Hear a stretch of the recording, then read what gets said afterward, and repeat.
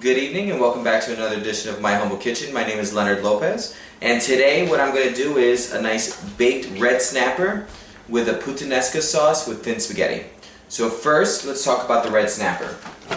Snapper is a really good fish. It's a nice big fish that you can get from any market. It is a little bit more expensive, but it's a good cut of meat. Basically, I already seasoned this with salt, pepper, sazon, and adobo just to add a little bit of flavor. So I'm going to use a different pan because this pan's too big anyway. And then I'm just going to place the parsley inside because we don't have to chop it or anything.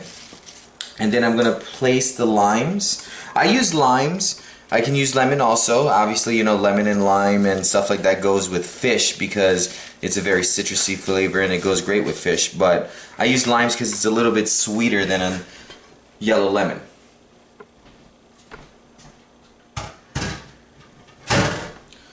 So next what I'm going to do is actually just put a little bit more salt on top. Salt brings out the flavors. It actually helps with the flavors, and it helps bring out the flavors of everything that's inside the actual vessel. So that's good, just about 2 pinches. And then you're going to want to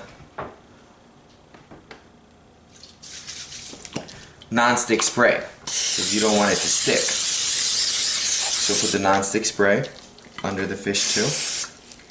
Then perfect. It creates a perfect little nest with the lemon, lime, parsley, and the fish. Alright, I have my oven preheated to 350 degrees. And you're going to want to take your aluminum foil.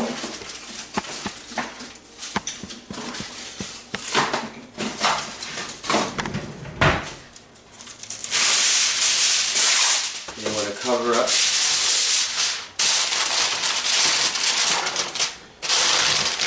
So we're going to bake this at 350 degrees for the next 25 minutes, and the last 5 minutes we'll take off the foil so that it can crunch up a bit on the top.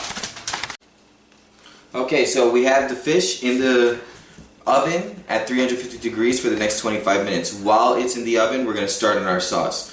So Puttanesca sauce is basically an Italian red sauce with olives, anchovies, tomato paste, garlic, salt and pepper, and capers, and a little bit of crushed red pepper for a little bit of a bite. Puttanesca actually means women of the night, so it's a nighttime dish when it comes to Italian cooking. And it's a little bit of a saltier dish, so when you taste it and you taste a little bit more salt than normal, it's actually the right way to make it. So what we're going to need is your diced and crushed tomatoes. We have tomato paste. This is about 2 tablespoons. Anchovies. Don't knock them till you try them. They're a nice salty, nutty fish. When you saute them, they actually taste nutty and more earthy, so it's actually really good. Capers. Crushed red pepper for a little bit of heat. Garlic.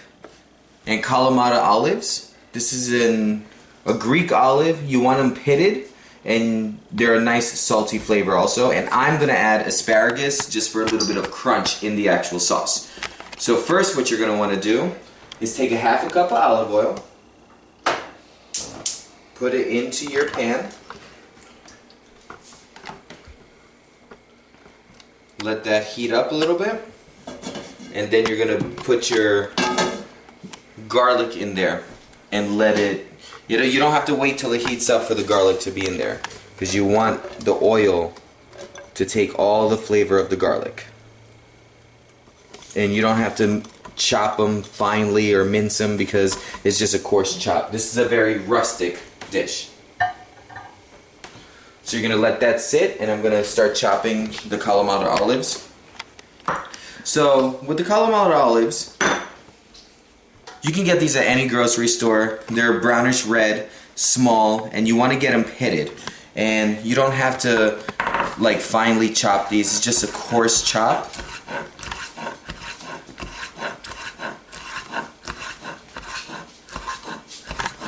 And these are actually, they have very good flavor, and I use them for a lot of different things, not just the sauce. So you just want to get a little bit coarser. the salt in the olives, the salt in the anchovies are actually the actual flavor in the dish. Also, you want to take your anchovies and chop these as well. Now, these come in olive oil, different types of oils, extra virgin. I got these in pure olive oil. You want just a nice like rough chop with that as well. Put them with the olives.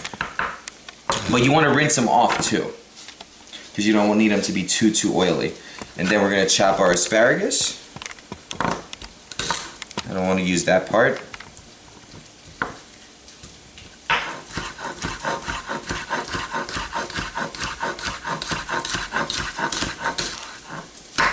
Perfect. Put those aside and we'll do 2 more.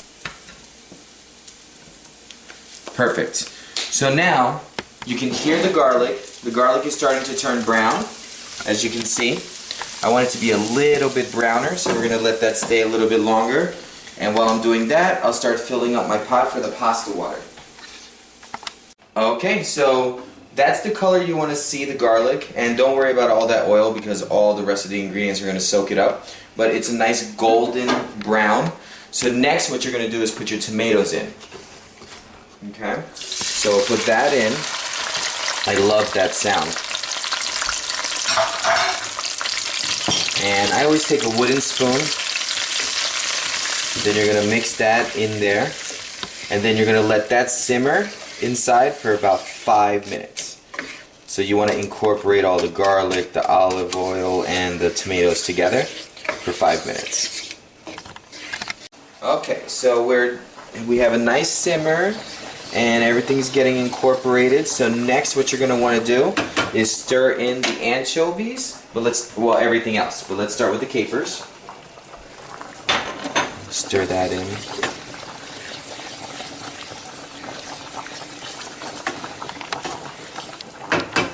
Then you're going to want to do the anchovies. I'm going to add the asparagus last. So the anchovies and the olives together. And I have my pasta at a rolling boil, so that's perfect. Everything's going to come together so nicely. So we're going to incorporate all that. And then to thicken the sauce a little bit, we're going to use the tomato paste. Now what tomato paste does is thicken a sauce, because you don't want all that oil to be the first and last thing you taste. So the tomato paste will absorb all that, make the sauce a little bit thicker. As you can see, it's actually starting already. Alright, this sauce is almost done. We just have to let it come up to a nice simmer. And the spaghetti, it's a thin spaghetti, whole grain, so it's going to take a little bit longer to cook. This whole grain spaghetti takes longer than normal flour spaghetti. So that should take at least 5 more minutes. We're going to drain it and then we're going to add it to our sauce. Okay, so I have this at a nice simmer. And as you can see, I added the asparagus. I put in 1 tomato sliced because I wanted to absorb some of that flavor. And I also added the crushed red pepper. I added about 2 teaspoons. It's up to you on what you want to add for the crushed red pepper because, you know, the spice is all preference. So we have our pasta done, chilled. So I'm going to add the pasta now. And that's going to absorb the sauce nicely because it's wheat. Wheat pasta, to me, absorbs sauces better than flour pasta, especially the thinner ones. Because when you have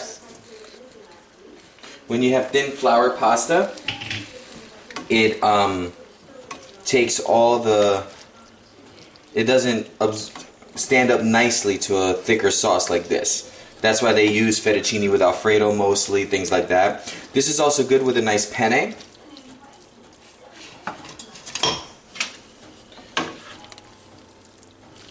So you just want to toss that in nicely.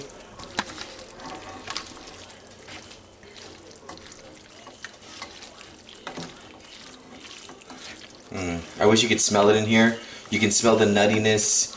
You can Smell the saltiness from the Kalamata olives, the freshness from the asparagus and the tomatoes. It just all comes together nicely. So this is the puttanesca sauce with the thin wheat spaghetti. It's it's a very good dish, very refreshing. The red snapper is about to be finished. I'm going to take that out. I'm going to plate everything and stay tuned for the ending results and come back to us next time for another episode.